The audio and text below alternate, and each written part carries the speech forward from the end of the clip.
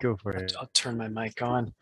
We may have to troubleshoot later, Andre, just to see if my gear is working on the presentation, just in case you can't hear my audio. But thanks everyone for coming. Wow, what a diverse group from everywhere. We've got India, we've got Colombia, we've got, gosh, most of you, but you're all living local, I take it. Everyone's in Toronto. There's no online students from, okay. Awesome, that's fantastic. Like I'm Johnny, work at Ubisoft with Andre. I think one of my things I want to preface in this conversation is that I've had a lot of lectures in my life back when I was in university, and I never liked it when a guest speaker just talks about how illustriously awesome their career path was, and they were born as a virtuoso and they had this super successful life and they accomplished all these amazing things that I could never do if I was even 1/10 as awesome as they were. So I like starting these sort of chats by telling you that I wasn't awesome. I had a really hard life and I'm still having a hard life. And my whole upwards climb was in music to try and make a career and get where I am. And it still is every single day. I'm learning and getting better at what I do. But the most important part is that we're all in the music industry together, right? We're all doing this one thing and we're trying to make careers together.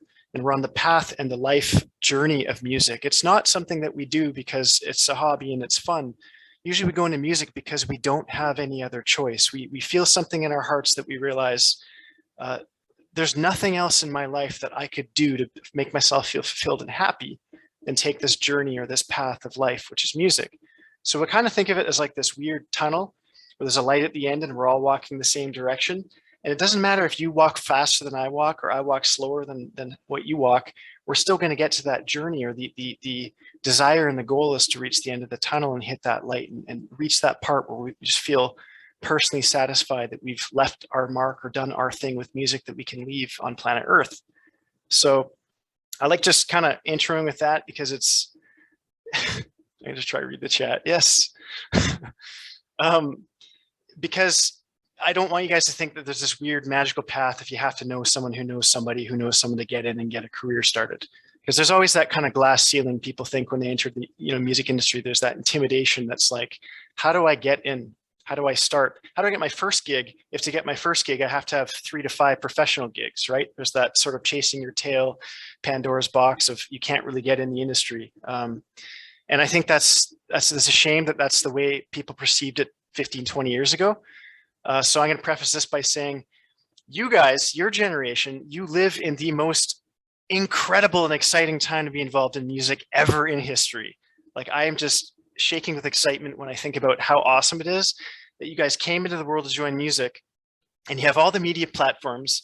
You have your social media, you have Instagram, Facebook, SoundCloud, Bandcamp, and then the whole YouTube generation of influencers and making channels and distributing music online and Spotify. Everything that you have at your disposal and the abundance of information to learn music was so much different than the way me and Andre had to. We had that generation where if you wanted to learn something, it was sacred knowledge. You had to learn it from someone, pay lessons, see a professional, find that information out. You had to listen to records, you had to transcribe, you had to listen to things and just figure it out on your own. And I found that was very challenging and it was a slow process.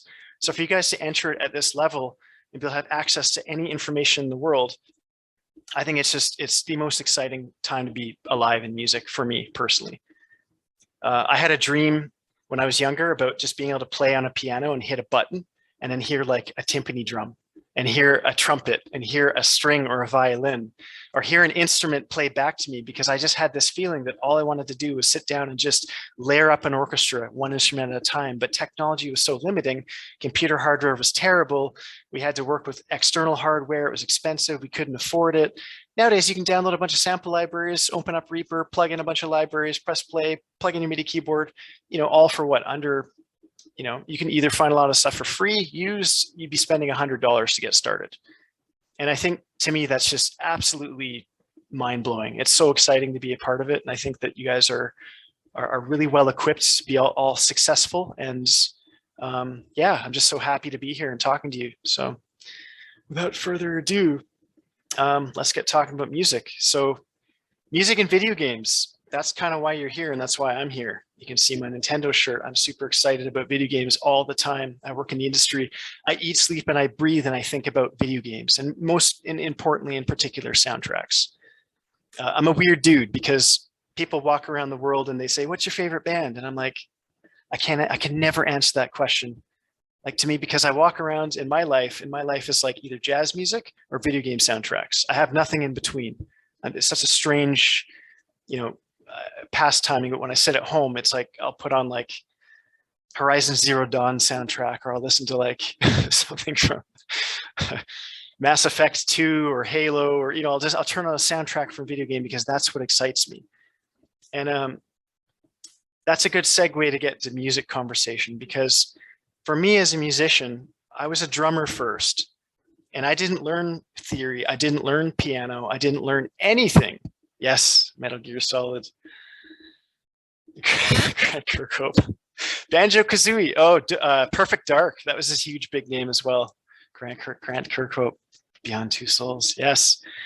Yes, exactly. So for me, the idea of music is a strange one. And I'm going to spoiler alert here. If I ever do a PhD, I'm going to give you all my ideas today. And Andre is recording it, so you can steal my idea. And I'm going to find him and copy it and make it better. You have a particular set of skills. Basically, I think of music in a strange form because I learned myself. Yes, Ocarina of Time. Fully agree.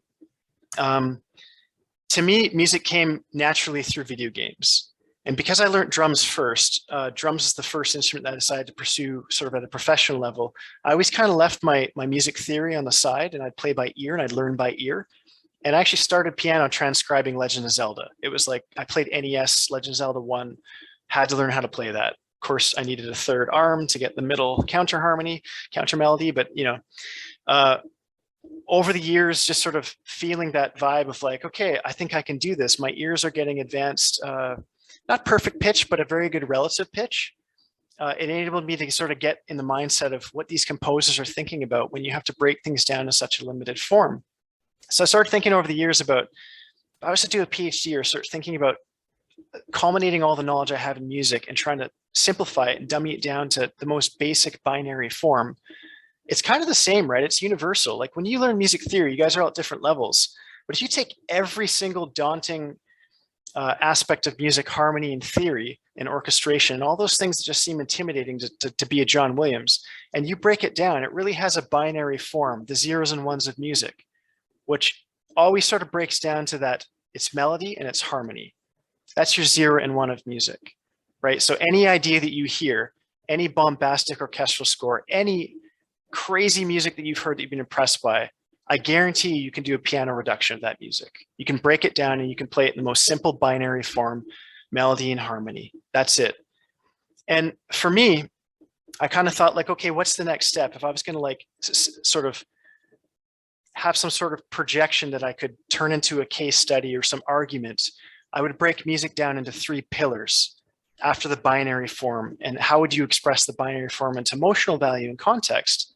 Well, it kind of filters down into like these 3 pillars, which is basically no matter how complicated music is, you really only have texture. So texture being that the layering of whatever instrument's timbre.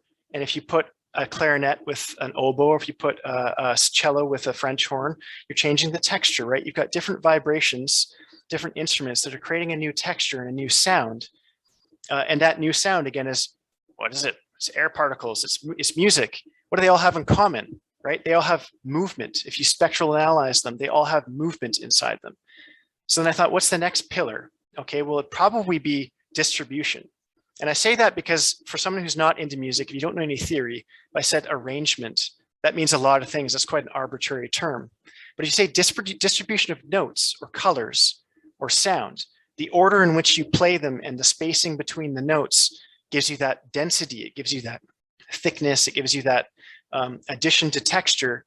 It's the voicings that you get out of the chords and the harmony. And so if you have those 2 things and you're adding a 3rd component, which we would call depth in this case. So you've got texture, distribution of notes, and depth.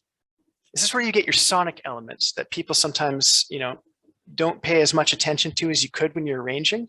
When you listen to anything that's complicated, I'm a huge Masashi Hamauzu fan. If you guys know video game soundtracks, you would know that his father was Ryuichi Sakimoto. Ryuichi Sakimoto was the composer from Last Emperor, Merry Christmas, Mr. Lawrence.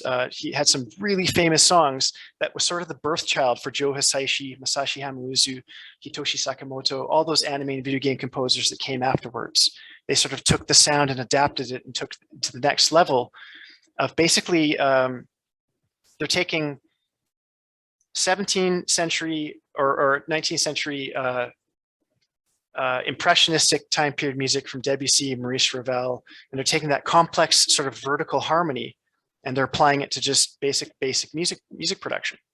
And when you listen to Final Fantasy soundtrack like Final Fantasy 13, Dirge of Cerberus, Final Fantasy 7 remake, you got Masashi Hamauzu who's taken that torch and he's basically said, let's do a similar thing. So depth, we've got texture, distribution, and depth. Depth would be left to right. What do you think when you have an orchestra? You've got all this stair width and space.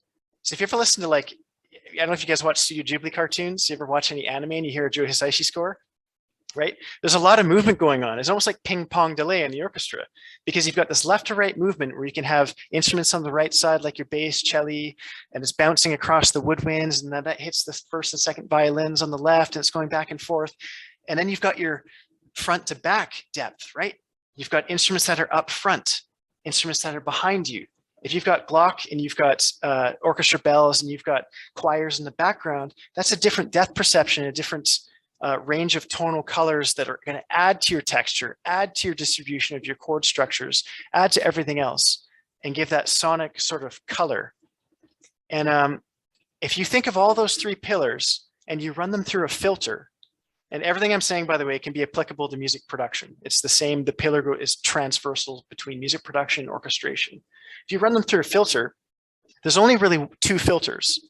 There's focus, right? So you've got your camera lens and you're saying, okay, we have somebody playing louder than somebody else. The instruments in the background, they might play a little bit softer. And then you've got maybe a solo flute playing up front. You've just shifted focus. If you're using these techniques in composition, it's almost like a camera lens where you have your background kind of playing a little bit fuzzy and then you've zoomed in and you focus on somebody in the foreground.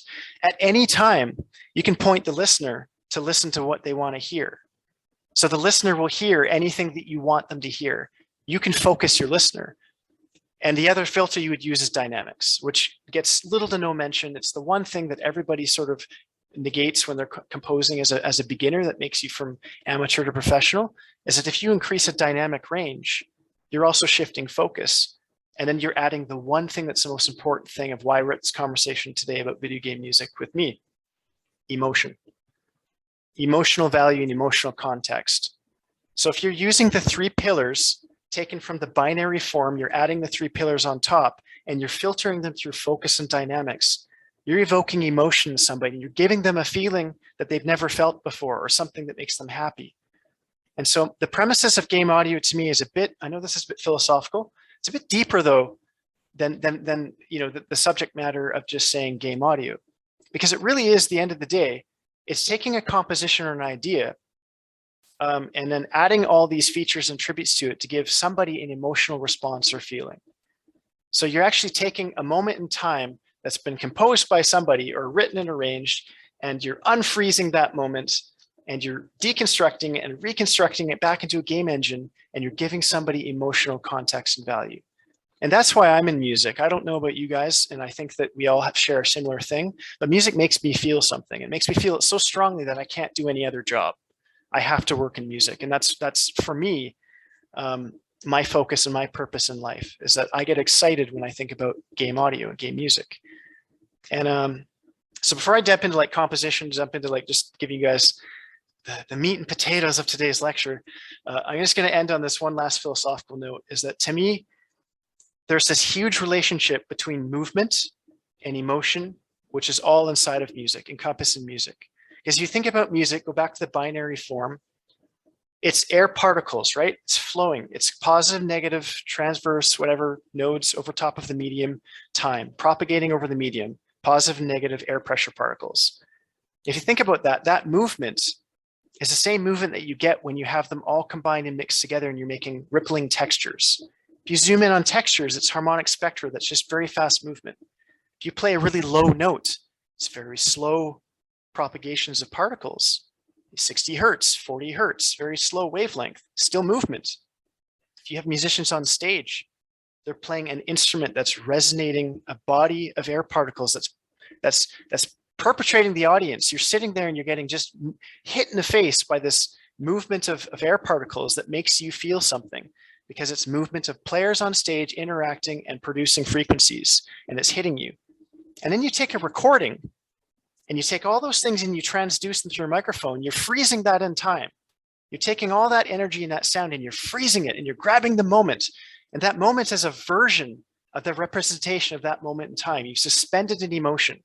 I think that's the most gorgeous concept in music, is that when you hear a recording, you've just heard somebody putting their heart and soul in something and they've suspended it in time and you've frozen it. And now you've got that movement that's just been caught in ice. I don't know if you guys watch anime, but in Attack on Titan, there's a scene where one of the Titans gets frozen. And I think of like all that energy, that thing is just, and then it's, that to me is a recording. It's a version in time. And that's very important for me to note. It's a version, because you can say one song a billion different ways. But if you represent it on acoustic guitar and vocals, it's the same song, but if someone plays it in solo piano in a lounge, totally different song. It's the same song, totally different emotional value. If somebody plays that same song in orchestra, totally different emotional value. Like I used to love the Mega Man soundtrack for NES. Mega Man 3 was one of my favorites. You hear it in video games live concert with a live orchestra, I just tear, because I think of that moment in time that I remember playing as a child, and that evokes the same emotion, but then it's a powerful wall of sound through a live orchestra and I just get chills. Same with Chrono Trigger is my absolute favorite soundtrack. Yasunori Mitsuda, Chrono Trigger, Chrono Cross, a gorgeous composer. And there's a recurring theme. You'll hear me mention a lot of these composers that use a lot of the same techniques. And one of the things that I like is that when you encapsulate that music and energy in a stereo file, you can then take that stereo file and you can take it apart and dissect it inside a DAW, deconstruct it, reconstruct it, and make a frozen in time moment a living, breathing, just absolute resonating organism of emotional contents in a video game, which is the music soundtrack. And to me, I just get absolutely just enthralled with excitement thinking of that circle of energy. Because for me, when you start writing any song, you usually start with the inception of the idea, right? And this is where I'm going to start turning my piano on. Let's see if we can hear stuff. Let's share sound, everybody. There you go. Mike's yours, Johnny. So to add to that, exactly what Professor Andre just said, it's two of the same. And I teach a sound design class at another university, and we go over this, and I use the same pillars for sound design and for weapon design and for ambience design. It's the exact same principle, the same feature. The idea is that if you're using a modern day engine like Omnisphere or Zebra or anything that you can synthesize, or FM synthesis on an engine or a keyboard, you're taking colors and sound and you're able to manipulate them in any sense of the word. You're basically changing the focus, you're changing the textures, and you're sort of distributing the focus, and you're allowing people to hear different aspects of the focus at any given time. And I know it sounds like a lot to wrap your head around, but for video game music, that's sort of the emotional compound value that you can get by taking either orchestra instruments, synthesized instruments, what have you, and using your ears and mixing them together. And I just want to go a step back, because we had some people that are sort of learning music theory. We have people that are just starting out or just entering that, sort of dabbling in that world. And the reason why I started the talk sort of giving you guys the truth of the matter, that I came into it by ear, is very important, because music theory is something I picked up way later in life. And when I mean way later, I mean I was 26, 24 years of age before I started getting heavy into like actually trying to understand fundamental mechanical structure of music theory. And that to me was something that I didn't realize I had already taken to an extremely advanced level just by ear. And it sounds like one of those weird conversations where you have with some people and they think, well, how do you do that? How do you get there? How do you just sit down and play piano? Because you're not born with the extension of your arm as being piano or any instrument for that matter. And the idea for me is that I sort of very early on started thinking about it as that basic principal form, at the binary form, going, okay, well, if I'm going to learn how to play something that I hear on the radio or a video game soundtrack that I really like, it kind of breaks down to two things. I have a right and a left hand. So in the binary form, my left hand, I could play some harmony. My right hand, I could play some melodies. But to get the coordination, forget it. That didn't matter to me. What mattered is that I'd be able to figure out by ear what I'm hearing and how they relate, how the notes relate, how you create texture by relating notes on that third pillar we call distribution. And so just an example, I'll play some cheesy stuff for you. Let me know if you can hear this. You guys can hear notes? Sweet. How about now? Sweet, okay. So for an example, like you guys probably all know some of these cheesy tunes, but like if I were to take a simple melody and I were to just give it a note in the root as the bass note and play melody over top, just left and right hand. I'm gonna play something really simple.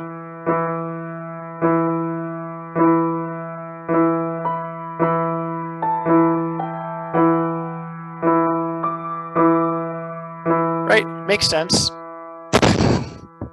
To everybody, you have a root note and you have some sort of a melody. Very modal, right? So for music theory people, that would be a mode. Anyone want to say guess the mode? You can yell it out. That's cool. So basically, learning music at the binary form and applying root movement with a melody over top is the basis of understanding by ear what you might play harmony-wise. Because once I understood that I could just play something like a drone, very similar like a bagpipe, how a bagpipe works. You have one sustaining pitch, right? Of course, if that was in the aesthetic of a bagpipe, we'd all be running away because the sound is a bagpipe. And that's the joke of why bagpipers walk when they play. They're trying to escape the terrible sound. Sorry, I have Scottish in my DNA, so I'm allowed to say those jokes. So what I learned very early on was that if I took those pitches and I started adding thirds on top of them, so just basic thirds, spreading things in thirds, music in thirds, the tertiary harmony they call it, I could actually extend that whatever was a drone before, and it would turn into what would be more familiar as chords or chordal or tonal diatonic structure for Western classical enthusiasts. They would call it a triad. So I started extending those chords thinking, okay, if I played a third on everything and I learned what the sound of a third was, does anyone know what a third is? If I were to play something in thirds, so if I stacked a third, so a root, a third, and a fifth, you guys are all familiar with that terminology?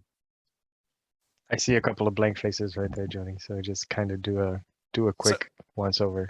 So if I'm playing a root note of E, and I play a third above that, so we're talking, right? So we're playing in minor though, of course. So I'm stacking in thirds. I have a root note, I have a third, and I have a fifth. That's the basis of classical Western European music. That's the basis. Because if you play thirds,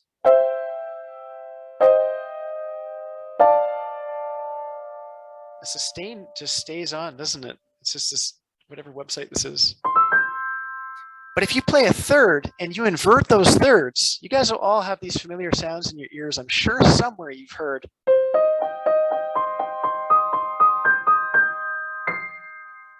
Very, very classical sound. So I started realizing if I was stacking these notes on top of root notes, if I was playing root, third, fifth in different combinations, either major or minor, my ear was learning the sound of Western classical music. So if you take that root form again,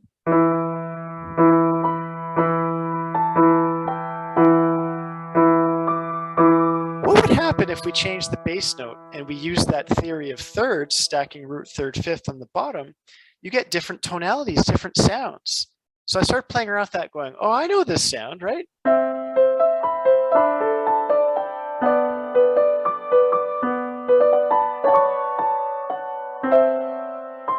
Oh. There's some notes that are missing on my keyboard, I noticed the MIDI notes drop out. But While you're doing that, Johnny, sorry, can you adjust your mic a little bit? Like I really tried. is it still plosive?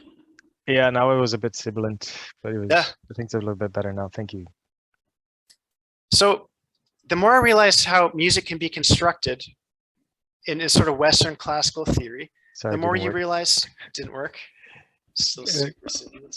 It's like pull it to the side of your mouth. Just get it like close to you, but to the side, so it's not right in the direction of when you're blowing. What about here? Yeah, it's still a little poppy. Whew. I try to move it.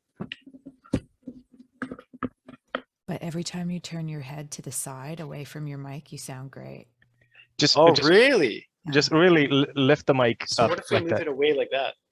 That's a bit roomy, but like so get it closer to you, to your cheek, not to How's that? your mouth. How's that? That's better. Thank you, sir. Well, All at right. least for now. It's an All audio class. Thank you. So anyone recognize the song we played? Ah, yes, Paige. I knew you'd know it. So yeah, it's just classic, like it's Final Fantasy X. Right. So if you take that theory to the next level and you think about what scales can I play against what chord? Because if you learn a scale, you realize soon that those triads become what's called chords.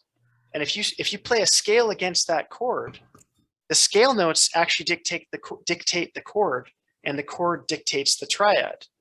For example, if you had a basic C7 chord, right, dominant chord, and you're going to play a scale that fits that chord, we might know that as the Mixolydian scale or Mixolydian mode. Some of you might.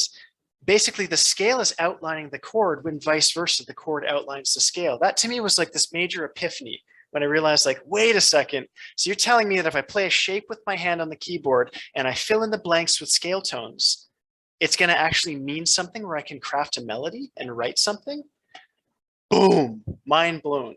At that moment, I sat there and I just realized, like, whoa, I could play anything, right? And it doesn't really matter what I play. Let's do another silly drone in like D minor, right? And if I play a scale, starting in D minor,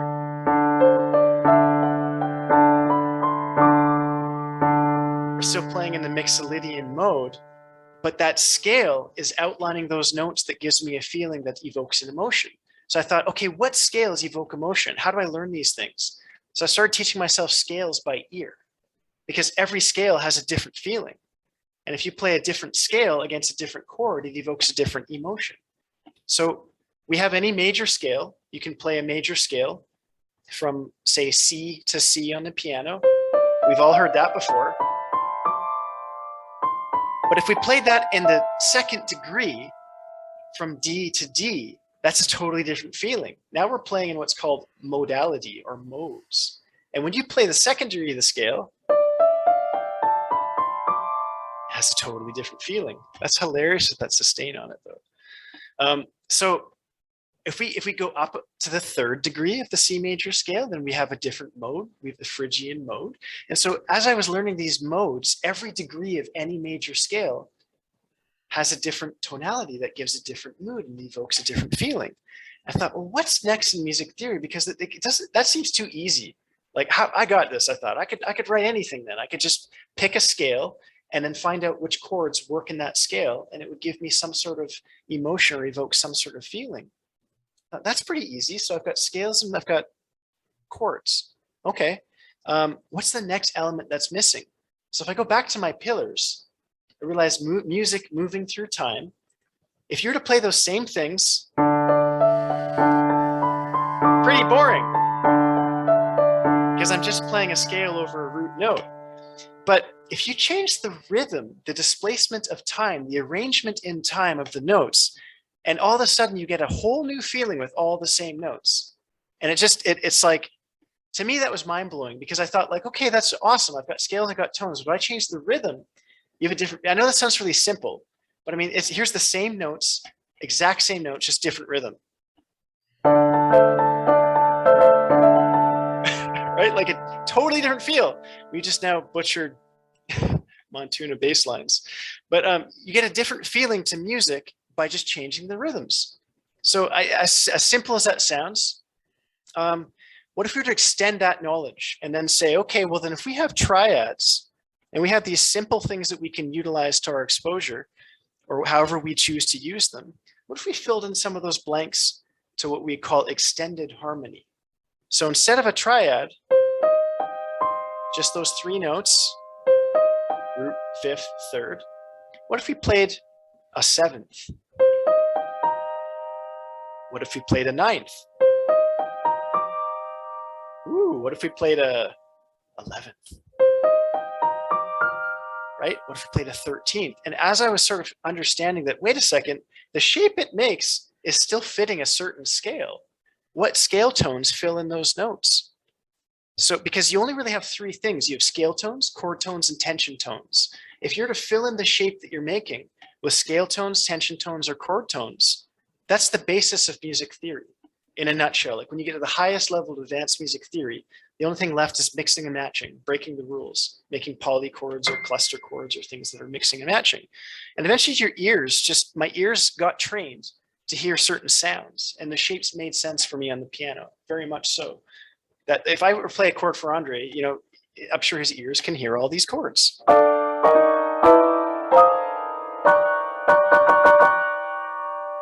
And it sounds, yeah, okay, that's weird. Clusters, complicated, sounds dissonant. It is, but it's not when you break it down to the basic theory. And you think, okay, well, if I just filled in those notes and it kept extending the chord to get that more of a crunchy John Williams sound, it's just 2 chords mixed because you're just playing a dominant chord, adding a sharp 9th, and then adding a flat 13th. If you think about it that way, you're only really playing a G minor chord over a G flat major chord, or G major over G flat minor, G flat major over G major over G flat major, right? Same triad over.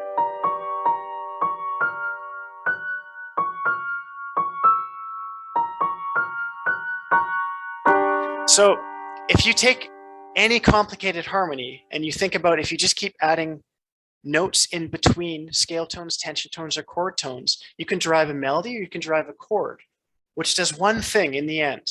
When we're talking about distribution and texture, you're adding all those together and you're creating emotion.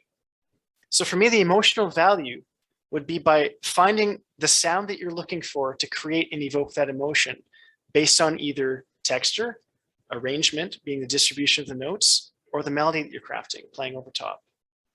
And of course, depth will be when you're at the arrangement level in the post-production or recording or orchestration.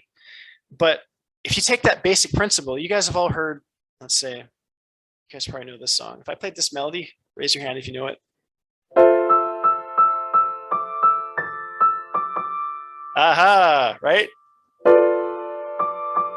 So I see some smiles. So for a basic melody like that,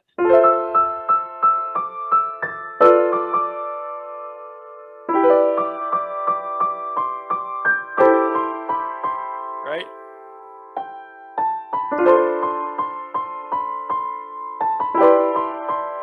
Right?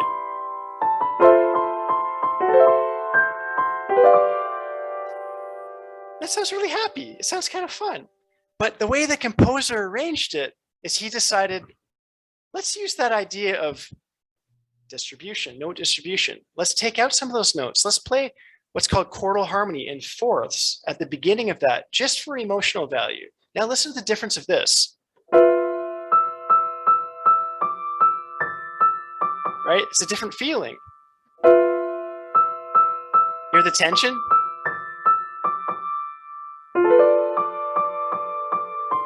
Right?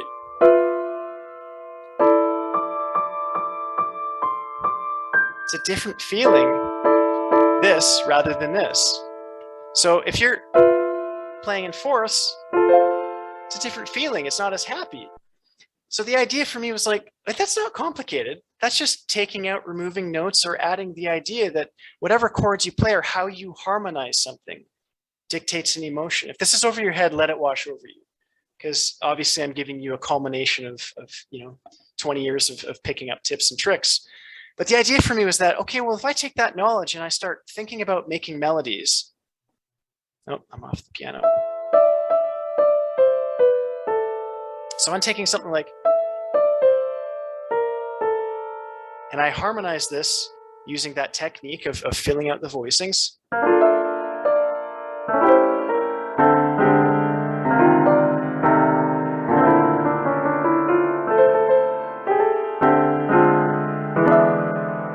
Just taking those notes and deciding how I want to place them with what chords gives you a totally different feeling than if I were to just harmonize it like this. Oh,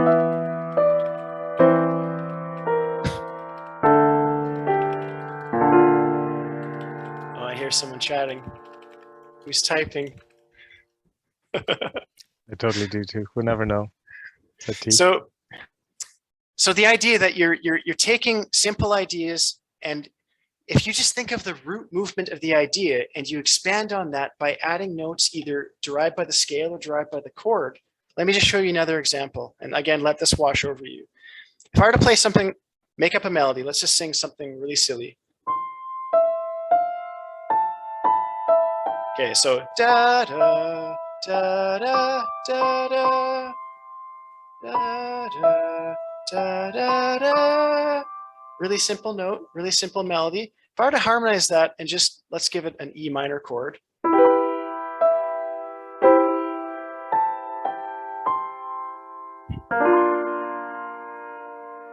Simple, doesn't do much for me, not super exciting. But if I take those same notes and I think, okay, how can I make it more interesting? Let's change the root movement. So instead of E minor to flat 6 chord, we'll just go da, da, da, da, da. We'll change the root notes, and we're going to add some notes to it. So I'm going to play the same thing. Let me just go up the octave here. Same thing, same notes, same melody, but now we just made it a little more complex. Just because I like the spice of the sound, I'm going to add a 7th and a 9th to the chord. Basic triads, the 7th and the 9th. Just listen to the sound difference. Totally different feeling than what we just did, because I just played for you.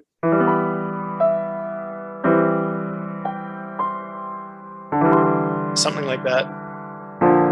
Using basic triads. Now if I play that complicated, more or less adding notes in the bass, but filling out with 7ths and 9ths on the top of the chord, listen to this. Bear with me, I'll try and sing and play at the same time. Da, da, da, da.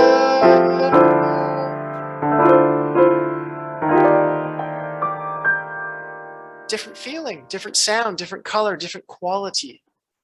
Just thinking of those 3 pillars. I'm just adding and giving it texture, giving it a note distribution that's different, giving it a little bit more rhythm, giving it a little bit more complexity by just adding harmony to it.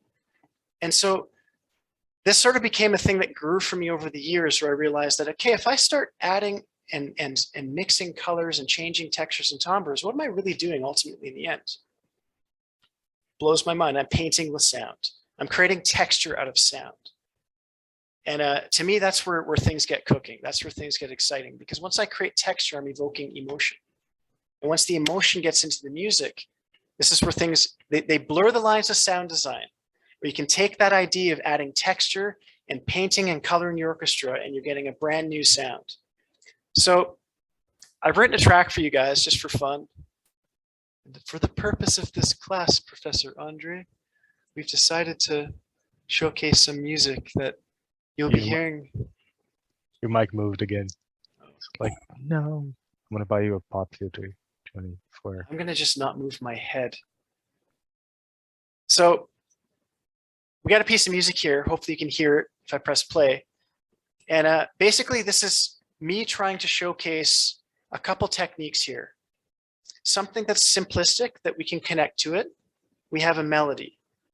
And for all of these that are, any of you are aspiring to write music, I'm just going to give you my culmination of life's experience on feedback. And this is a place to start. If you don't know where to start, just think of this for a little while and just sit on it. That whole talk I gave at the beginning about music being an energy, being this sort of symbiotic relationship in this circle where movement is captured in energy and emotion. Well, it has an epicenter. It has a center idea, a core idea. And this is a really interesting topic to me because it relates to almost everything. So when you write a piece of music, how many of you guys just start with a drum beat and then you fill it in with like a melody and harmony and chords? Anyone just, you do? I used to do that too. I would just think of a rhythm because rhythm is something we connect to. But what's interesting is that in rhythm, there's melodic elements. And you can go, this blows my mind to no end. You can go anywhere in the world, absolutely anywhere. You can take a trip to Mars and you can meet an alien on a Martian base and you can go like this. And they can finish it for you, right? Right?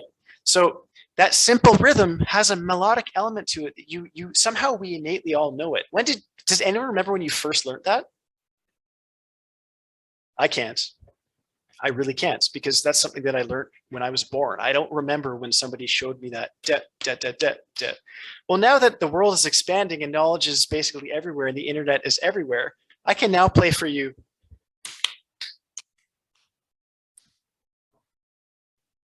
I'm looking for smiles. No. Professor Andre. So you can play that rhythm now and people know what it is. There's a pitch associated in your mind when you hear that rhythm. There's that top-down processing in the way the psychology of your brain works, where you're hearing a relation to something, you're assimilating knowledge you've pre-accumulated from playing Super Mario, and all of a sudden when you hear that rhythm, you associate sound and an emotional value to it. So when I write a song, I started realizing the more that I think about it, the one thing that everyone has in common when we listen to music, people that don't even understand the complexities of music or they listen to it for enjoyment, some people just have music on in their car, some people while they're cooking, some people write it because they're passionate about it like me or you guys. But the one thing they all have in common is that if you have a good, strong idea, a strong core, which is usually a strong melody, a melodic element, every single person in the world connects to it. There's this relationship we build where you connect to the music that I'm writing. And this is a study done actually from a PhD graduate. He did this video. I'll try to find it and send Andre a link to send you guys. But this guy did a study where he walked around Vancouver and he played a song for everyone. Guess what? He played a song from John Williams. And he asked people, random strangers of all ages, what song is this? He would just play the melody. He'd sing it. And everyone could tell him when he went, na na na na na na na na na na na na na na, or another one,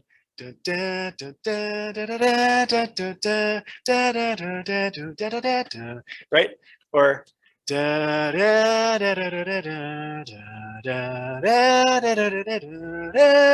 right? Or see people recognize these, right? And then he goes, sing me anything from Avengers. Go. Spider-Man. Go. Captain America. Go. Iron Man. Go. What's the issue? I can't think of a song. I can't think of a single song from a single Marvel or Avengers movie. Not one. I can kind of roughly in my head make up the French horn part. I can kind of think of a melody in the one Avengers Endgame, and that's it. There's no melody that I can think of from any of these movies. And so it came to be at the end of the study, the reason why is that film editors are too used to playing it safe and giving temp music, which would be derived from the Dark Knight soundtrack usually, or something that's this gritty atmospheric, just whoa, whoa, whoa, whoa, whoa, whoa, whoa, whoa, whoa, whoa, whoa, you know, bass lines that every movie has. That's the gritty Netflix sound that every single composer is now feeling typecasted to write in that style. There's this huge disconnect now where people don't feel music. They don't think it's important. They don't listen to it because it's missing that emotional value. And where does that derive from? Melodic elements, the melody, the driving connection that we have from human to human, where we hear something in notes that we can walk away singing and we remember those notes. We never forget that. We never forget the experience. We never forget the sound quality. We never forget everything about it. Just sticks with you and connects and resonates. And that's why people can most often remember the lyrics of a song, because that's the melodic element. Everyone kind of remembers it when you sing, come together, right now. Yeah, happy birthday to you. Like we all know these melodies and these pitches because they're familiar to our ear because it gravitated and we connected to it. So I started thinking about music going, oh, this is just mind blowing to me. Music is like the sun and the energy, right? When you see the ball of energy of the sun, it doesn't disperse energy from the outsides and then compact in the middle and then radiates back out again. It's always from the middle and it's coming out. And the energy is the center point, the focus, the warmth, the happiness of the sun. So when you're writing music, the core idea, the focus of your music tends to connect with more people in a larger range and a larger audience and makes people feel more emotionally impacted when the idea comes from the center. So my cousin helped write the song Life is a Highway. Anyone know that song? I don't know if anyone knows it. Oh, I see everyone knows it. So you think about that song.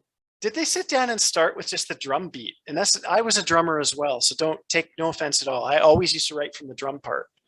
And then I started thinking about this Life is a Highway business and going, they're in the room sitting around going, I have an idea for a song. Let's start from the center, the energy, right? We have this idea and the idea is about this concept and the concept is about life is a highway. So let's make a chorus. I'ma ride it all night long, right? And so they come up with this idea and that initial explosion of energy, then it's like, okay, well, now we need a verse, we need an intro, we need a whatever. That's why when you listen to the song, the intro of the song is the chorus. It starts out with down, down, down, down, down, down, down, down, down, right? That's the center chorus of the idea. They just took the lyrics out. So it starts with the idea. And I simulate that to writers, right? They write a book and they get into the book because they have an idea, a core concept. They've written it down. They have a thesis statement. And when they've got that core concept thought about, they start adding to it and assimilating the intro and the first verse and the pre-chorus and the bridge and everything. But the main meat and potatoes is the center point energy of the song. So the more I started realizing that and applying it to orchestral music or music for video games, the more my mind is starting to realize that there's a lot to be said here.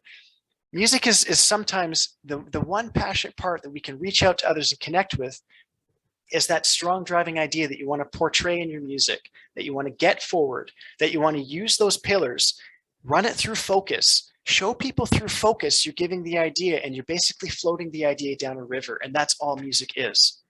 The core idea of music, as complicated as any song you would ever hear in your entire life, whether it be jazz, whether it be John Williams, whether it be Schoenberg or some crazy dissonant music or anything that just blows your mind, the core idea is they're taking a melodic idea and they're floating it down the river.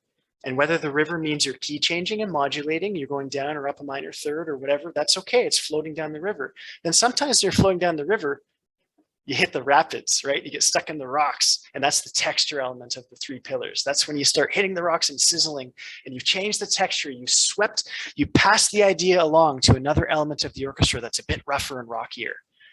And then as it's sweeping through the river, it gets out in the clear and it's smooth sailing because now the woodwinds and the strings have it.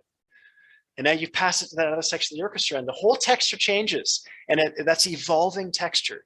That's real-time emotional content being passed across down a river, floating down a stream, and it's whatever it's doing in the sidelines, you're just shifting the focus, and the focus is changing with the texture, and you're giving these ideas, and you're presenting them an idea that I like to call sound painting. And so let me give you an example. I'm gonna play a song for you. So written for the class, it's basically a through composed piece. Now, anyone know what through composed means? No repeating sections. Exactly. So the reason why I like this for music for video games is that I have a core idea and emotion I want to evoke. If I just write from beginning to end and I never repeat myself, other than maybe reinstating the melody a few times, the song will keep evolving textures. You now have given yourself this emotional journey that can be captured in time, just like my Attack on Titan example, Frozen. And then you can actually take that frozen time idea and that emotional context, and you can wake it up later and bring it into the game engine and deconstruct it. So allow me to play a piece for you that does exactly just that. I'm just going to give you a journey and you're going to think of the story. And I want somebody to give me an example of maybe where this fits in and what the story might be if I press play. Let's go. Can everyone hear that, by the way? Sweet. Okay. So just have a listen top to bottom. I'm going to shrink this down if I can't. just have, I'll change it away so we're not visually.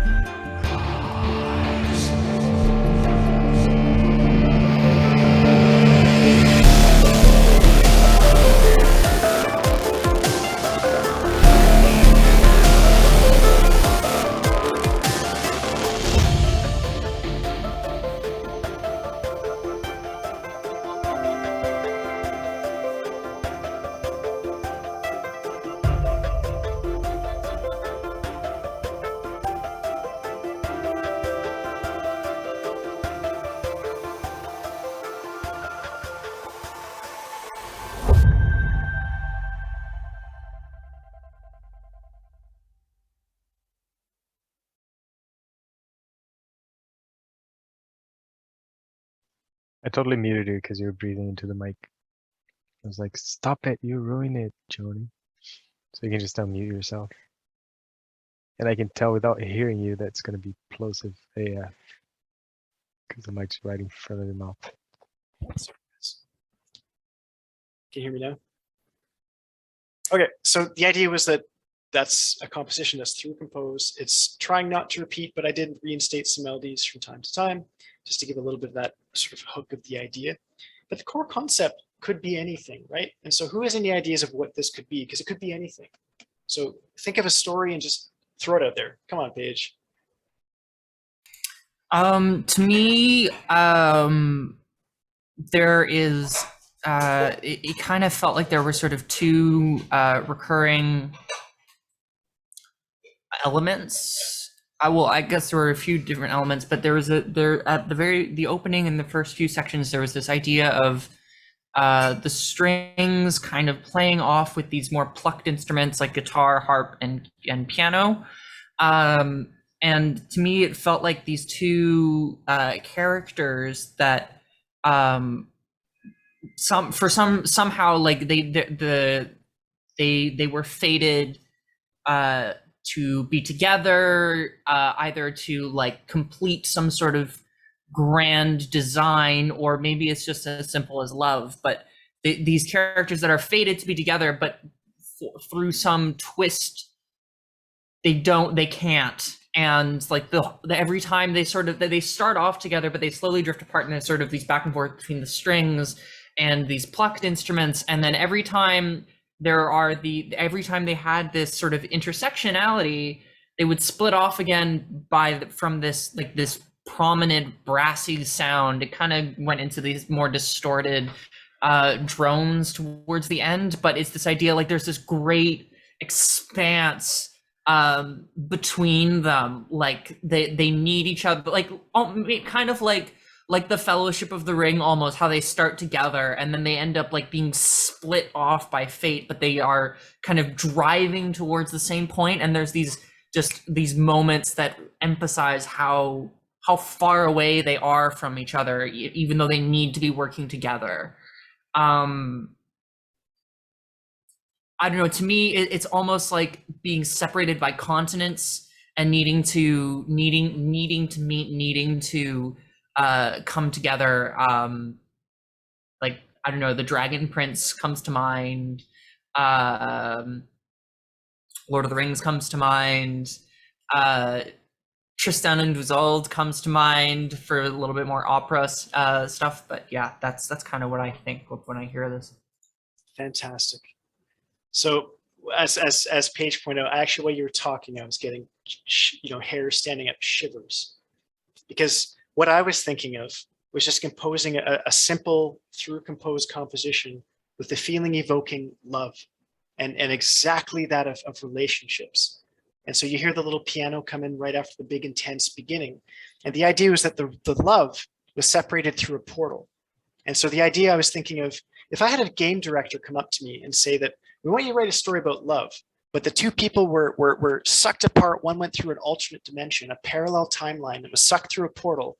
And the gripping last moment of the person going through the portal was the beginning of that going up the ladder at the beginning of the song, was the staircase leading to a portal. And then going through and just having those ties of the themes of light, sort of dainty, emotional, almost subdued piano.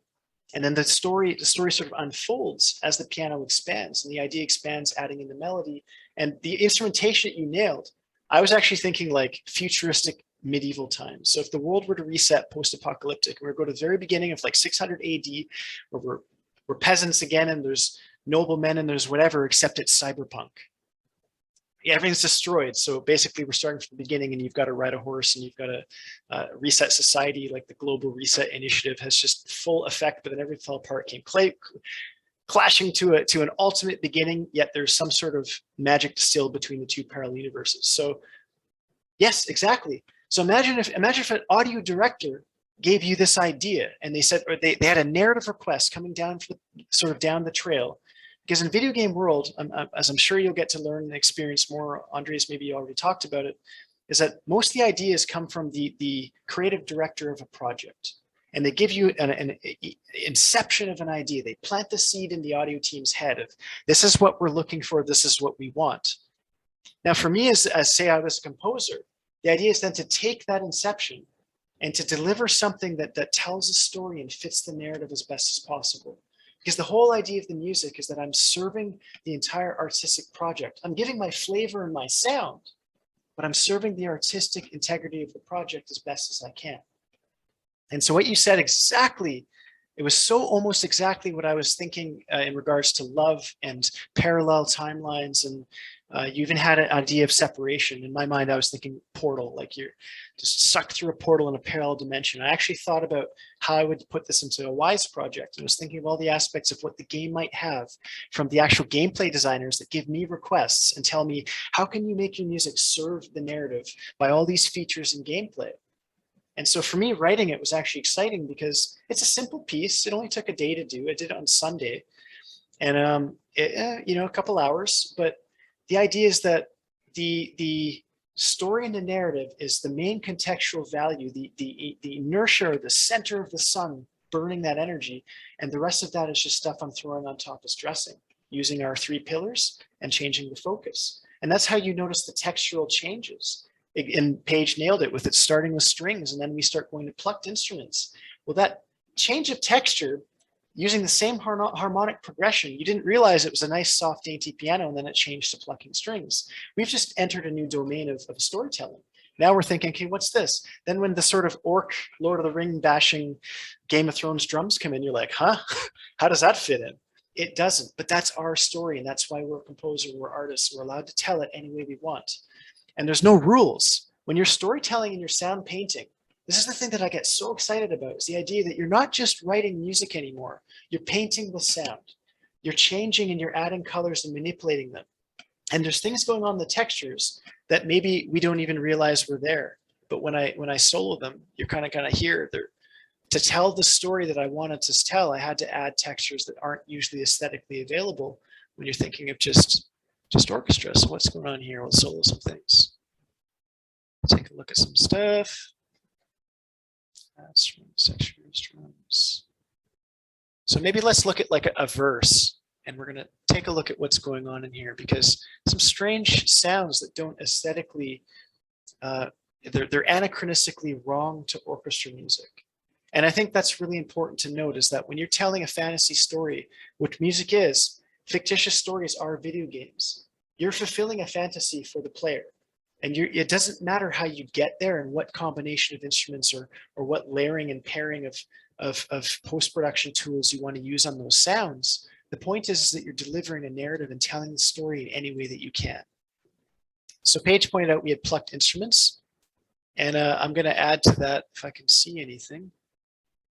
Skimming with my eyes, what else can we add? So let's look at like verse one.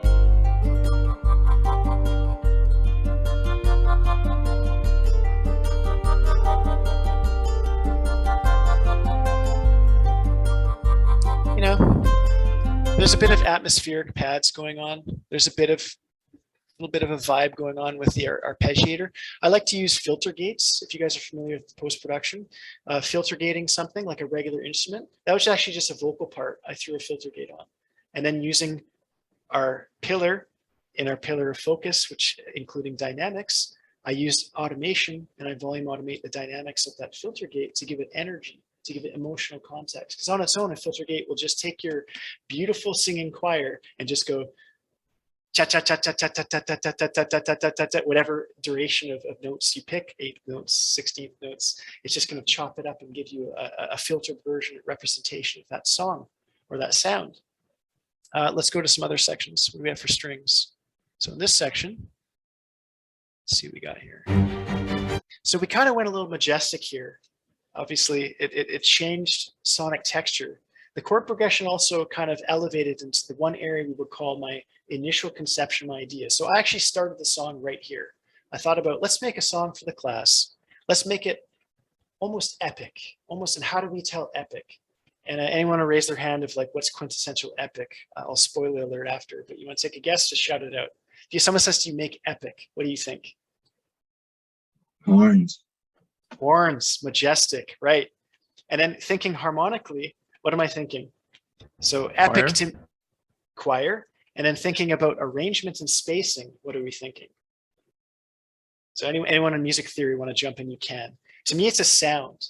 It's a quality of sound. And the quality of sound, theory doesn't matter, but the quality of sound, we'd be thinking suspended chords, suspensions. So if you have a suspension, if you're playing 4-3, playing a chord, but you're playing root 4 and then falling to the third, you get this cluster in the middle that makes it feel majestic. And don't ask me why, it's just a sound that humans seem to gravitate to as epic when you have suspended chords. So let's just play that section.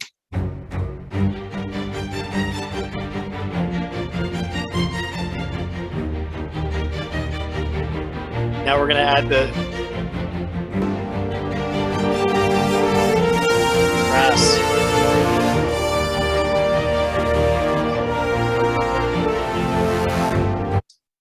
Right? So suspended, chords, epic, brass, and then lifting things up and changing the texture. How can I outline the harmony, right? I want movements. If I just played chords, suspended chords, and brass, it sounds epic, but it sounds wah. Sustained, right? You just got sustained arcs where the notes are flowing and they're dynamically showing emotion. But if I want to tell the story a little bit more through the harmony and give that forward motion of the story, then we need to have something with movement. And so note value, notes suspended and being played over the medium, which is time, tying it back to our original conversation of air propagating over the medium, movement, musicians playing in time. If you were to take those notes and move them, perpetuate them through time in smaller interval of note values, in this case, we call it arpeggios, we're playing smaller chunks, shorter notes, and we're propelling those chords through time, because on their own, they're just sustaining. But if I have another instrument group give me a little bit of forward motion, which is outlining the chord, I still hear the harmony, but the forward motion of the spiccato strings is driving that part through. It's pushing us through time and saying, come on, we're rolling here. This is the big moment. This is the hugest moment of the song. So when I started the composition, I started here.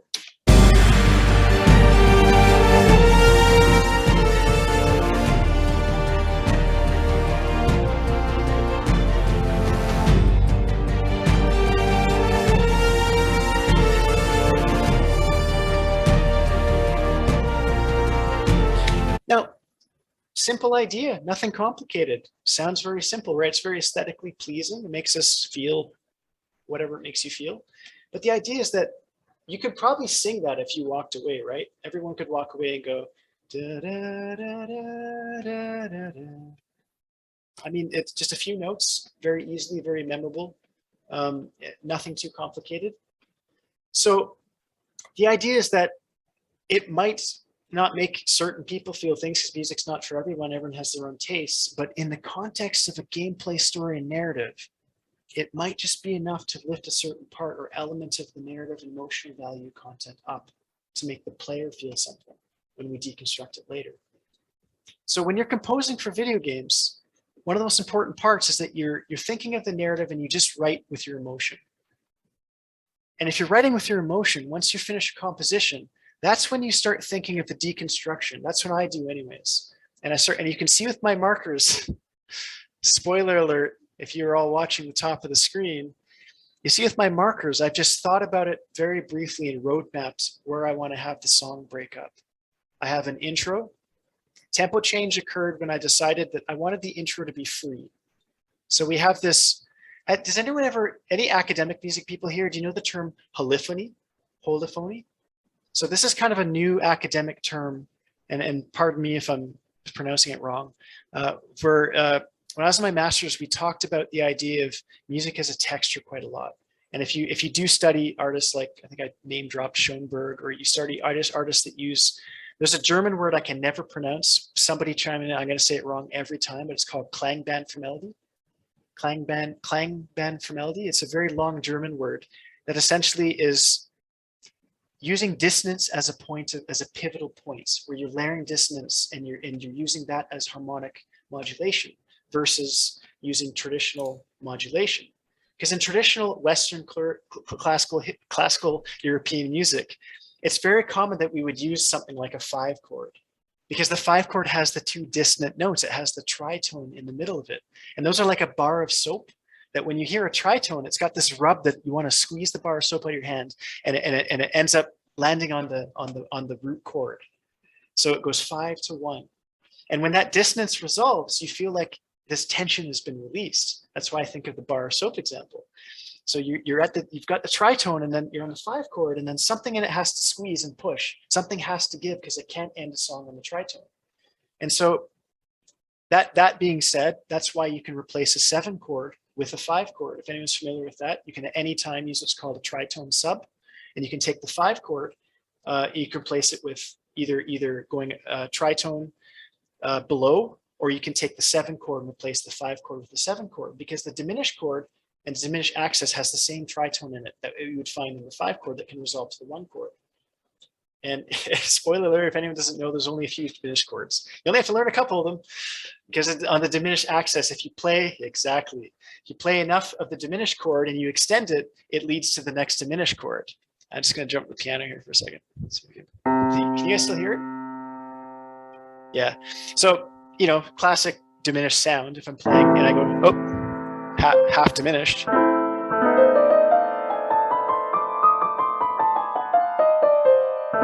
And it leads to the 1. So if you're playing, you know, let's play like basic 2-5-1. So you're playing in that chord. There's a bit of a push here. There's a bit of a push in a 5 chord. You always have that wants to go to the 1.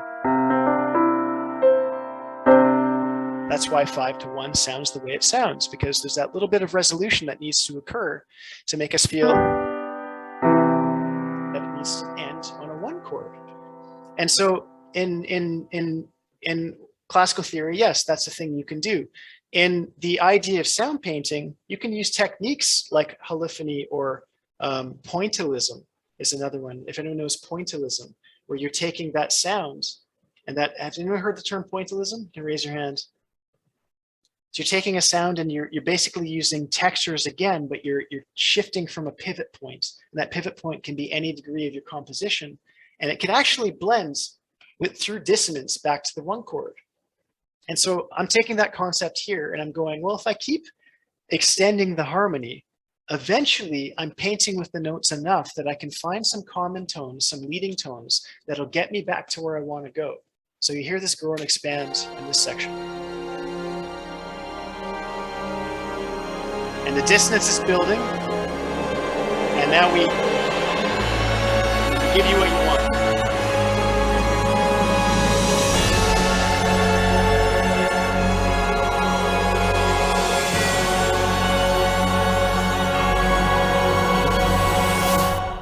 But then how do I clear that up, right?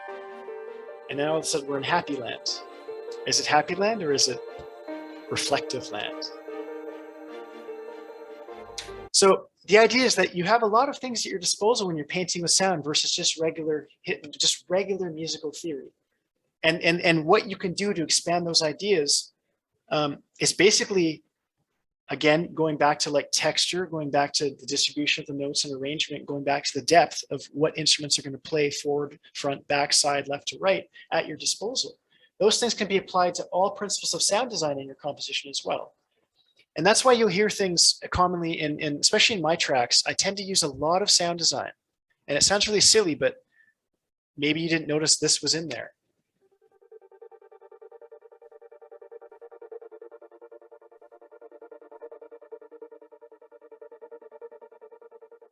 It's not doing much. That's just the piano track. I tend to do a really weird thing where if you guys use plugins at all, I'm super obsessed with Valhalla Shimmer these days. And so I kind of do a really weird thing where I run everything through Valhalla Shimmer 100% wet, and I take that and I reverse it and I bring it back into the composition. And I run a filter gate on it. That way I'm stealing all of the exact harmony that I wanted, but now I've changed it. I've modulated it. I've affected the frequencies in a way that I'm going to give some sort of tonal backing to my composition. That's a layering within the mix that you don't hear. It's felt but not heard. And I think this principle goes across anything you design as a sound designer.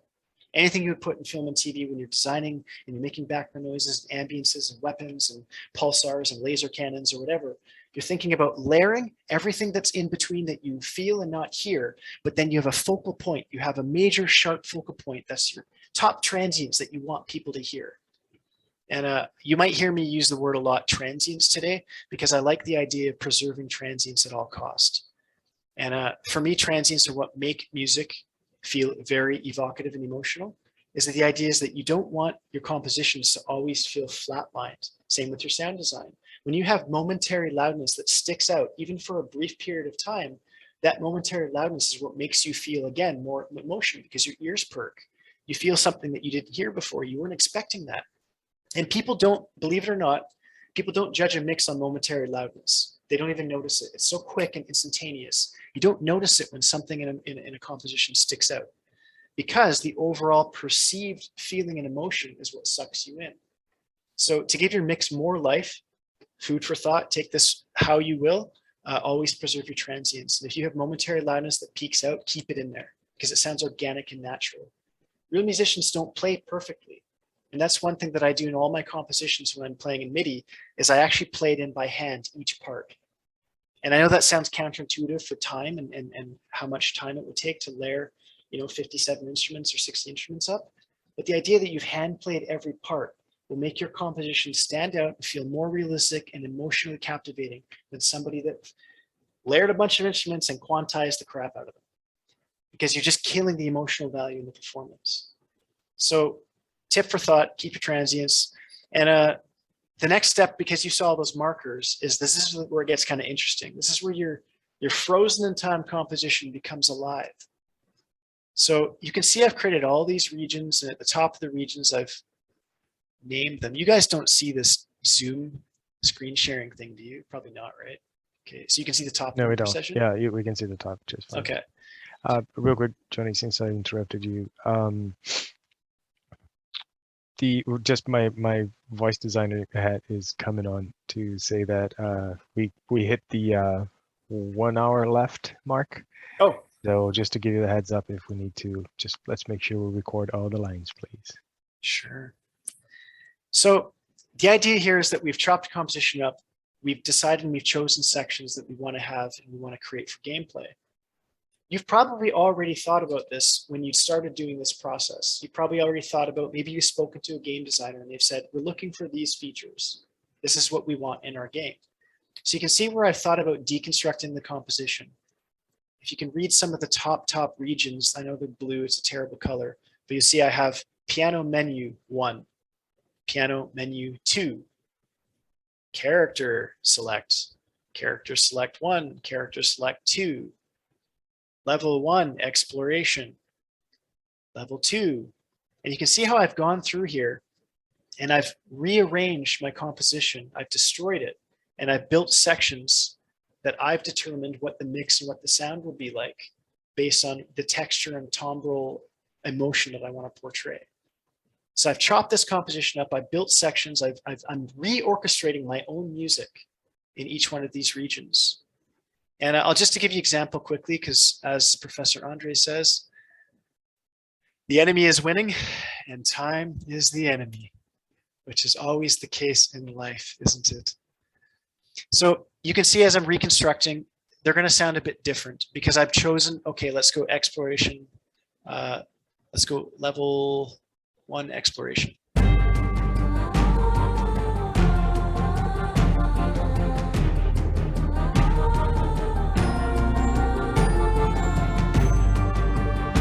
So of that, I can take and solo and mute any one of these tracks I want, and I can bounce that region and create variations into another folder. Let's go to Victory 1. What's this one? It's your classic full mix. It's a bit of a substitute mix, so I've taken instruments out. Let's go to level, what's this one? Transition.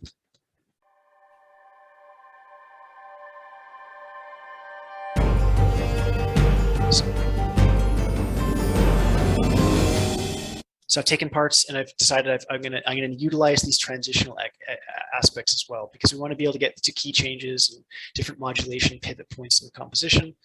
Go to level 2. So this is, I call it level 2 shadow. This is where I was thinking of going through a portal and you've got a parallel harmony that's running in parallel with the original harmony, but it's a totally new vibe, right? It's the same as the level 2 verse music or level 2 exploration. Different vibe.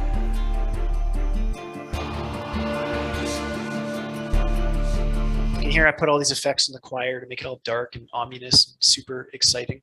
To me, it's just, you know, sound design techniques thrown into the mix just to give it a little more emotional value. What do we got here? Boss music, transition to boss. This will be the big cyberpunk.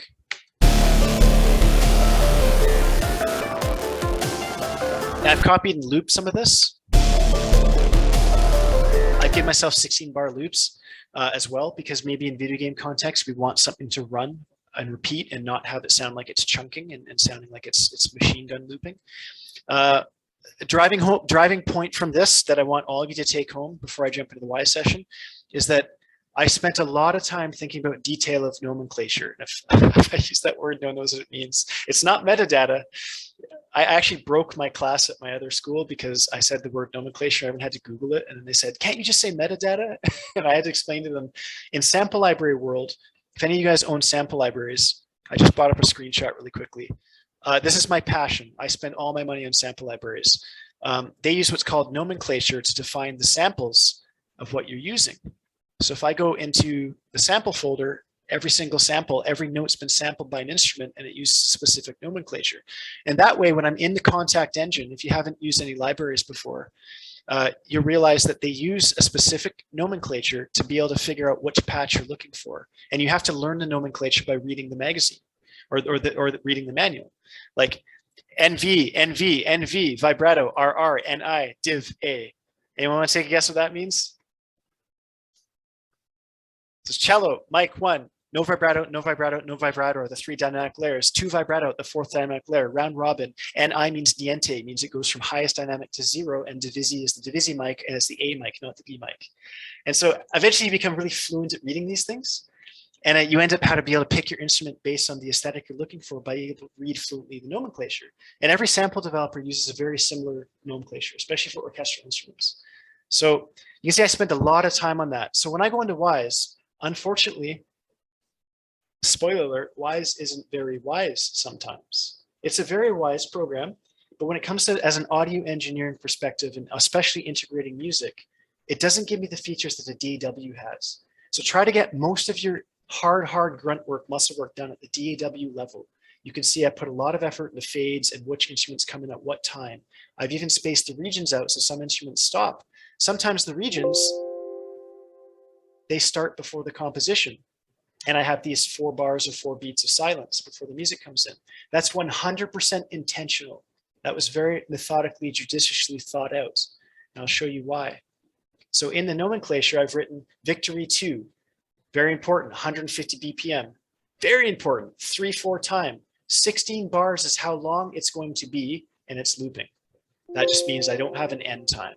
I've got another piece of music, Conflict, 150 BPM, 3/4, it's 8 bars, and I put E4. E4 to me, in my nomenclature that I devised, I call it the exit cue. I have 4 beats of exit cue. And that's very important that I have the 4 bars of exit cue. Because when I get into Wwise, I'm completely blind, and it's not a DAW as much as you wish it was. They're complete, leaving lots to be desired in that regard when it comes to DAW processes. Editing especially is atrocious in Wwise. So I want to do it at the DAW level. I've got menu music, 150 BPM, 3/4 time, 16 bars, P1, E2. P1 is my 1 bar pre-entry cue. E2 is my 2 bars exit cue. That's where I want to set my markers. So I'm going to warp forward really quickly here because I really don't want to run out of time and get you guys to show the video game process. Real quick before you do that, I know some of you are not are not aspiring composers, but take some of that stuff that is being said here to heart, because of all the stuff that we always spoke about throughout the class here on on textures, building, using different layers, using different stuff.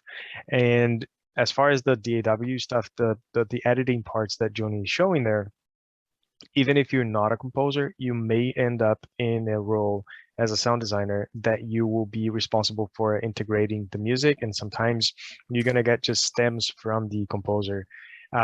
You're not gonna have it broken down like that so neatly. So you may just get a raw, piece with just a bunch of stems, and you're gonna have to go in there as a sound designer, break that stuff down to bring it into Wwise and implement it. So even if you're not aspiring to be a composer, maybe bookmark this lesson so you guys can go back and take a very close look to everything that's being said in here, because you will apply some of this knowledge. If anything, because you listen to music as a player or as a sound designer, you need to to know how to make your music work for the piece that you, either for a film or for a game. Cool. Sorry, Johnny, taking 2 minutes of your time. And I'm going to roll with that. I'm going to just dovetail on what you said and say that, okay, so sometimes you don't get the music that you chose to write. So I'm going to go to the session that the audio files that I bounced. And let's pretend that we had another composer bounce these and give us stems. These are full mixes that I've asked for from the composer, let's pretend. So I said, can you give me 3 variations of menu music, full mix? This is where it's important. We've had instances at Ubisoft, no names will be mentioned, with composers that delivered stems that weren't named properly. We have to figure this out as a sound designer. You have to figure out what they intended, what tempo it was, where their music starts and stops. Just giving that simple step saves a lot of time for the audio engineers.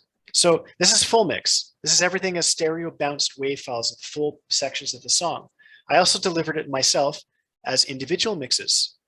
Inside each folder, we have the entire, every single individual instrument, which has been named as the instrument with my nomenclature, telling me exactly what it is. And so this is where it gets to my favorite part of the entire process, the integration. Even if I didn't write this song, I get ecstatic over taking someone else's music and giving it that emotional context that was required from the game developers that want these features to be integrated into the game engine. And I've chopped up someone else's music to get there. And so just to speed up time, I did this morning and a little bit last night just to make it a bit quicker so we don't have to waste more time. I've taken all of the music and I've made subfolders in Wwise containers where I put the music in and I've set it up to play. Now, just to show you a bit on the back end of the integration process is that we could arrange the music two different ways if you're given music. If I have full mixes by the composer, which are these, number one, it's very important that we give the integration team that 16 bars, P1, E2, because they have to set up these regions and boundaries inside Wwise. It's not the most intuitive software for doing this. You see now why that P1 was very important. I have 1 bar intro and the music starts here. I want that silence because the silence lets the music overlap with the music playing before so it sounds more natural. Orchestra players don't just play and then stop and then the next section comes in. They dovetail. They crossfade themselves by ear or by written arrangement if it's a good composer. So I've got 1 bar entry because that's intentional that I want the music to fade in before it hits that beginning of the cue. I've got 2 bars exit cue because I want this tail to be kept in the composition. I want that sound painting to occur where textures are flowing and they're blending with each other in a natural way. So just looking at some of these things here where I've set these entry and exit cues, not all of them have them, some of them do, but that's totally intentional. And you would have to design this if you're a sound designer by taking pre-existing music if you didn't know any information delivered by the composer. So very important you get that naming into the audio file at that step if you can. So we can arrange this in 2 different ways. We can have music to play in almost like a playlist, shuffle playlist, like a podcast, or sorry, like an iTunes playlist, where the music is playing top down. So you're arranging the music in a way that if you hear it, I've set this up so it's just going to flow and play from section to section, but it's going to do it relatively smoothly. If you watch this yellow arrow, it's going to give a bit of overlap to the next section. A natural crossfade because I put those exit cues. See? They both play at the same time. And then they crossfade and the next one comes in.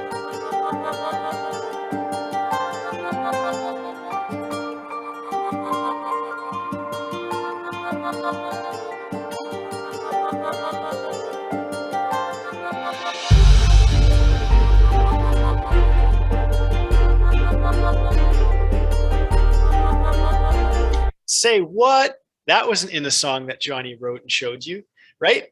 So this is the idea where you've just taken the song and the composition and I've rearranged components of it that didn't exist in the original composition. I'm bringing to life a composition that maybe was delivered to me by somebody else. They didn't intend to do that. On a side note, if anyone knows the Mick Gordon Doom soundtrack for Doom, the second Doom game, Doom Eternal, that's exactly what happened. Mick had left the project and the audio lead had to take all the music and rearrange it and release the soundtrack. And it became a bit of a stipulation online and all this stuff I won't get into. You can read all about that. But the idea was that they had all the stems. Now we got to rearrange it and make songs. And this part just to no end, it just excites me absolutely to no end. So in gameplay, because we have game situations that we need to talk about, maybe somebody told us this is what they want, maybe they're a feature that they asked for, we have to create states and switches to accommodate those gameplay situations. So for me, it's a very simple process. I think about, okay, what do I want to have in the game that's going to be functional? Well, if we start the game off, we need something to work. So first of all, usually we want to tell Wwise that the player is alive. This is just a joke, not feeling well. That means dead. But the player's alive and I'm in a cinematic state. So if I press that play on this, it should play cinematic music. This is their opening cinematic that we chopped out of our Wwise session or our Reaper session.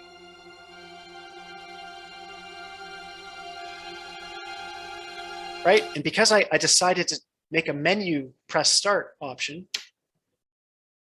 we have nothing. So once you've created your paths, you actually, this is our bug shooting time because John didn't have time to do it all. We're going to drag and drop menu music into here. Now, if I go from cinematic state and I press the menu button, imagine pressing start on your controller. Here we go. Cool, right? We're now in the menu. Let's go to character select. Dope, because we didn't add the music. So let's find character select, drag it in here. So we're on the menu.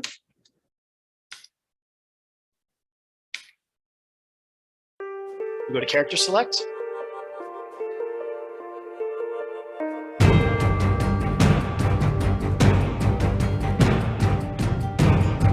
Kind of sounds like you're picking a character, right? That's exactly what the intent was. So within Wwise, you've got the opportunity to create these features, and these features for gameplay, we're going to call them states. There's also what's called switches. So right now we have a character select state. This is all, oh, sorry, a game state. Game state meaning that like we have cinematics. We want to keep everything in the gameplay out of that. So everything else is muted, but cinematics is playing.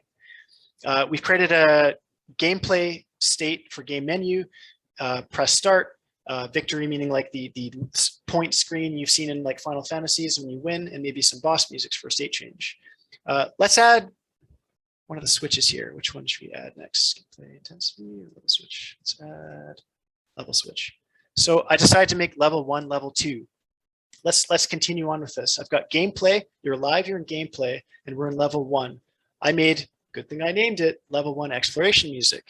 Gameplay, level 2. We're going to add level 2 exploration music. Now let's go to the next group here. I made a gameplay switch called gameplay switch, where I have all these different sort of opportunities in the game to go from state change to state change. So meaning like different situations in state change. So if I'm in level 1 and I'm just walking around, I'm in level 1 exploration. If I'm in level 1 and I go to a lobby menu, I'm in the lobby music. If I go to the victory, I'm in the victory music. Now, just to explain a little bit quickly what's going on, I know I'm rushing and talking quickly. I'm creating paths, which is essentially that I think Wwise uses Python. Is it Lua? Or? No, it's Python. Wwise uses a Python script in the background that's writing a path to tell the game engine what music to play. Now, if you think about Wwise, everything runs around one single principle, the default work unit.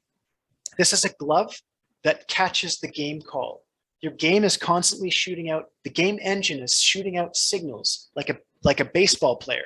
And all the outfielders are wearing default work units and they're catching those balls. And what we do is it's almost like a sticky grenade in Halo. We put an audio sound on it and we throw it back to the game engine.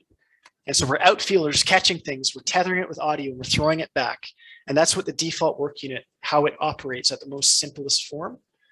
So that being said, we'll have game engines calling out state changes, and I've just used that default work unit for music, and I'm sticking on victory.